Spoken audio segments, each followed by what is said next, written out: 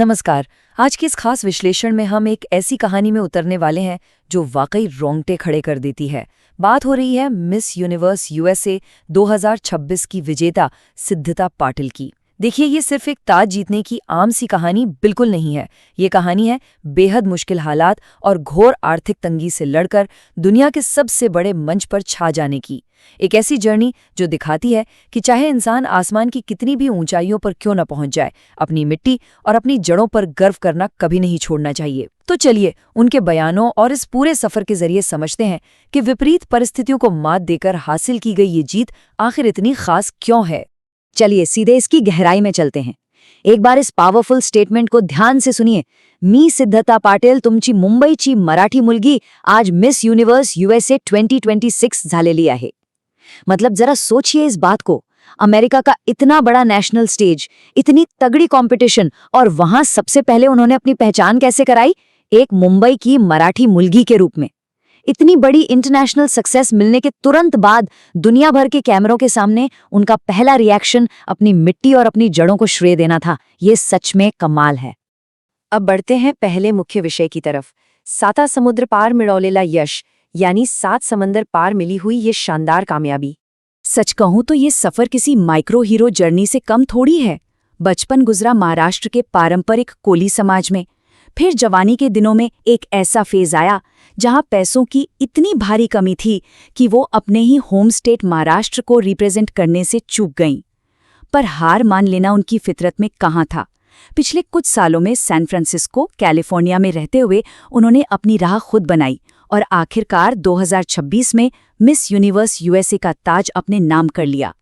बचपन की उन तंग गलियों से निकलकर कैलिफोर्निया की उस चकाचौंध तक पहुंचना, ये इम्पॉसिबल को पॉसिबल करने की एक जिंदा मिसाल है। खैर, इस बड़ी और चमकदार जीत के जश्न से थोड़ा पीछे हटकर देखते हैं। अब बात करते हैं उस संवेदनशील और कड़वी सच्चाई की जिसने असल में उनके इस इरादे को आकार दिया है। पैसांची चणचण आणि संघर्ष, यानी पैसों की कमी और वो लंबा संघर्ष। यहाँ एक बड़ा ही अहम सवाल उठता है।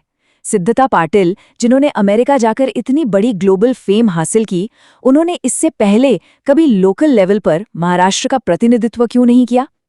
बाहर से देखने वालों को ये बात बहुत अजीब लग सकती है ना, लेकिन ये सवाल ही असल में उनकी जर्नी के उस सबसे अंधकारमय और मुश्किल दौर में ले जाता है जहां से बाहर निकल आना ही अपने आप में किसी चमत्कार जैसा है।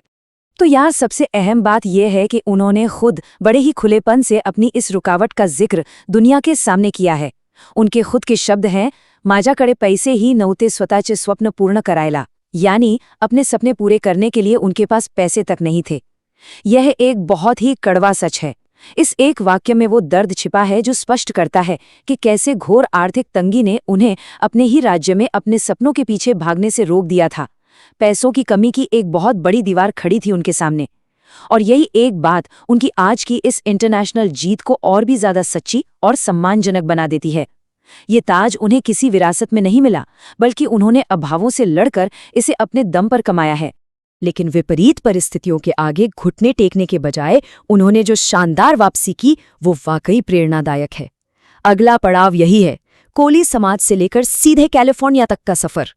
और ये बात बहुत ही शानदार तरीके से दर्शाती है कि कैसे दो बिल्कुल अलग दुनियाएं यहाँ एक साथ मिलती हैं। एक तरफ है वो global stage, miss universe USA 2026 का जगमगाता ताज, कैलिफोर्निया जैसे विशाल राज्य को नेशनल लेवल पर रिप्रेजेंट करना और सैन फ्रांसिस्को में रहना। वहीं दूसरी तरफ है उनकी गहरी सांस्कृतिक जड़ें, कोली समाज में उनका पालन पोषण, एक प्राउड मराठियन होना और मुंबई तथा अपनी मराठी मातृभाषा से वो अटूट लगाव। ये कॉन्ट्रास्ट एकदम क्लियर है, दिखाता है कि दुनिया में चाहे जितनी ऊंची उड़ान भर लो, इंसान आध्यात्मिक रूप से अपनी जड़ों से जुड़ा रह सकता है।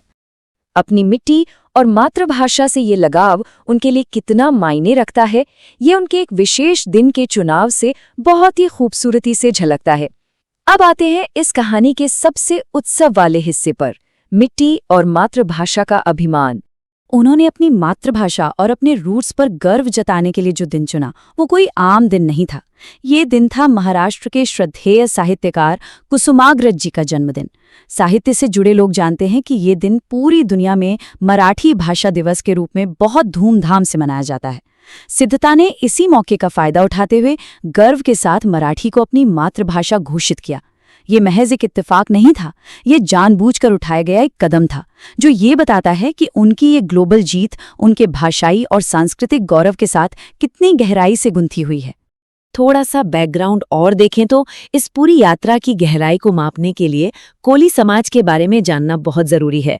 ये महाराष्ट्र का ट्रेडिशनल फिशिंग कम्युनिटी है, जहां सिद्धता की परवरिश हुई थी। जब एक ऐसे मेहनती और ग्राउंड लेवल समुदाय से निकलकर कोई लड़की अमेरिका के मिस यूनिवर्स मंच तक पहुंचती है, तो वो जीत सिर्फ एक इंसान की नहीं रह जाती, ये सामाजिक और आर्थिक बाधाओं को तोड़ने की एक जीती जागती मिसाल बन जाती है। इस पूरे विश्लेषण के इमोशनल कोर को अगर एक लाइन में समेटना हो तो उनकी ये साधारण लेकिन दमदार बात सुननी चाहिए। उन्होंने बड़े शान से कहा, मी स्वताला आज एक प्रॉपर मुंबईकर मानते, मैं खुद को आज भी एक प्रॉपर मुंबईकर मानती हूँ। जरा विजुलाइज कीजिए, यूएसए का सैश पहने हुए, मिस यूनिवर्स का चमकता हुआ ताज सिर पर, लेकिन उनका अल्टीमेट एंकर क्या है? उनकी वही मुंबईकर वाली पहचान। ताज ने उनके मूल अस्तित्व को बिल्कुल नहीं बदला। तो आखिर में हम एक गहरी सोच और सवाल के साथ आज की ये चर्चा खत्म करते हैं। क्या ग्लोबल सक्सेस के सबसे ऊंचे शिखर पर पहुंचने के लिए सच में अपनी सांस्कृतिक जड़ों को पीछे छोड़ना पड़ता है? सिद्धता पाटिल की यह असाधारण कहानी साबित करती है कि बिल्कुल नहीं।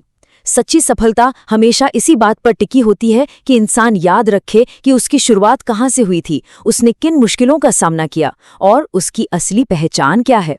आज के इस खास विश्लेषण में बस इतना ही।